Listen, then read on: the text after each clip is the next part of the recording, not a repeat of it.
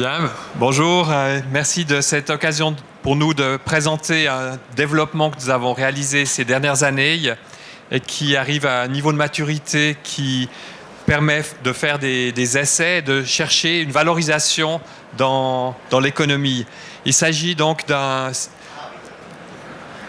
système nommé Visual ITF qui a pour but de rendre l'anesthésie plus sûre. C'est le fruit d'une collaboration entre anesthésistes et ingénieurs, et nous sommes, nous, au campus Biotech, ici à Genève, où nous avons un groupe de recherche. Nous appartenons à la haute école spécialisée HESSO, et plus particulièrement l'école d'ingénieurs de Genève, EPIA. Alors, dans quel contexte se situe cette problématique ? Il s'agit donc d'intervention chirurgicale, d'anesthésie, d'utilisation de relaxants musculaires et aussi d'antagonistes. Il faut savoir que lorsqu'on est opéré, la plupart du temps, on utilise non seulement des anesthésiants, mais aussi des relaxants musculaires pour permettre certaines pratiques chirurgicales. Et nous allons nous intéresser aux risques liés à l'utilisation de ces produits. Et le problème à résoudre est indiqué ici. Il s'agit donc en fait d'un problème généralement bien maîtrisé, mais il y a encore une marge d'amélioration. C'est sur cette marge d'amélioration que nous cherchons à travailler. Nous trouvons que dans les statistiques, il y a encore 10% des patients qui souffrent de curarisation résiduelle lors du réveil. Et les criticités, les impacts, ce sont donc des choses qui sont relativement mineures, voire dans certains cas fatales. Les mortalités dans le monde sont estimées à 5000 cas par an. En Suisse, ce serait 15 cas. Il y aurait un domaine assez important de morbidité sérieuse, c'est-à-dire des effets secondaires qui vont être durables, donc qui sont beaucoup plus nombreux. Et il y a aussi des effets qui sont beaucoup plus mineurs et beaucoup plus nombreux qui, peut-être, lorsqu'ils sont résolus, vont permettre de raccourcir les temps d'opération d'intervention. Donc, la procédure actuelle, ce n'est pas un problème ignoré, pas du tout. Il y a vraiment des protocoles qui cherchent avec les outils techniques, les ingénieurs ont fait, de rendre les choses le plus sûres possible. Alors, il y a une solution utilisée dans certains pays qui est d'utiliser des antagonistes liés au curare spécifique avec des protocoles bien déterminés, avec des tabelles, et puis on fait confiance, on utilise, on injecte, on attend le temps voulu en fonction du poids du patient, et ensuite on sort de la salle de réveil. On a la stimulation électrique du nerf cubital, et puis on regarde la réaction de la contraction de la main. Elle se vérifie soit par un handshake, le chirurgien ou l'anesthésiste va vérifier, plutôt l'anesthésiste, et aussi possibilité d'utiliser un instrument qui existe déjà par accélérométrie notamment, et c'est un des protocoles ici à Genève, de tester la réaction de la contraction d'un des doigts pour pouvoir associer le réveil ou la tonicité musculaire. La solution actuelle, la meilleure, avec le meilleur soin, est encore sujette à des faux négatifs de l'ordre de 14% au moins.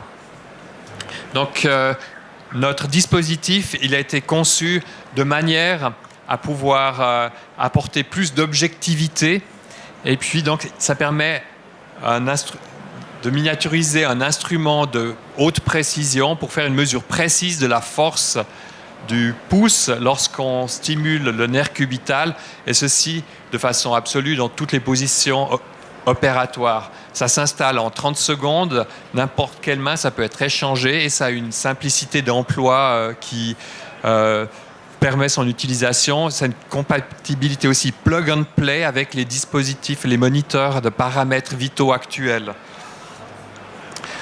Le système a non seulement un capteur, mais aussi un système d'acquisition et d'analyse de signaux pour pouvoir, donc un logiciel.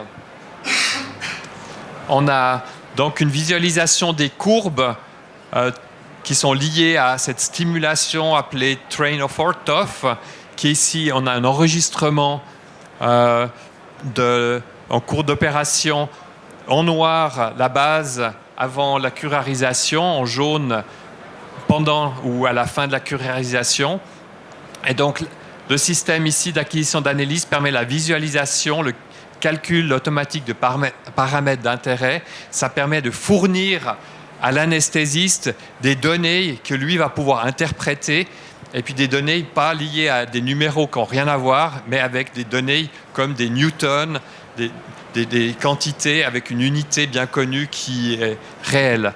Ça permet aussi l'archivage des mesures, des fonctions de comparaison personnalisées. Donc, en fonction de l'état du patient, on n'a pas besoin de tabelle, on mesure réellement avant et après et pendant.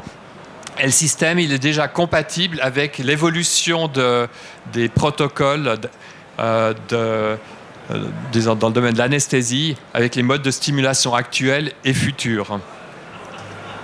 Alors, l'impact potentiel, il est au niveau des patients, des praticiens, des hôpitaux, aussi au niveau du contribuable, aussi au niveau de la recherche et de la formation.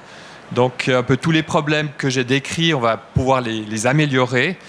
Et puis, une chose quand même assez sympa, c'est que pour les anesthésistes, on leur donne vraiment des moyens pour garantir ou en renforcer plus d'éthique professionnelle. Ils sont vraiment un petit peu dans l'ombre, et là on leur donne des outils pour, dans des cas critiques, vraiment faire un meilleur job. En conclusion, la médecine, elle nécessite pas seulement en anesthésie, mais dans beaucoup de cas, des protocoles cliniques qui sont de plus en plus personnalisés et aussi qui donnent des valeurs objectives, vérifiables, pas des chiffres qui n'ont aucune unité, mais vraiment des valeurs qui ont un sens physique. Et Visual-ITF en est un exemple pour l'anesthésie. Le niveau de préparation technologique est de 7, ce qui veut dire que c'est un système qui est démontré en environnement opérationnel. Il a été testé en salle d'opération, il va continuer d'être testé, il a été breveté, et puis on recherche des partenaires à la fois industriels, mais aussi des collaborations avec des groupes médicaux de différents hôpitaux.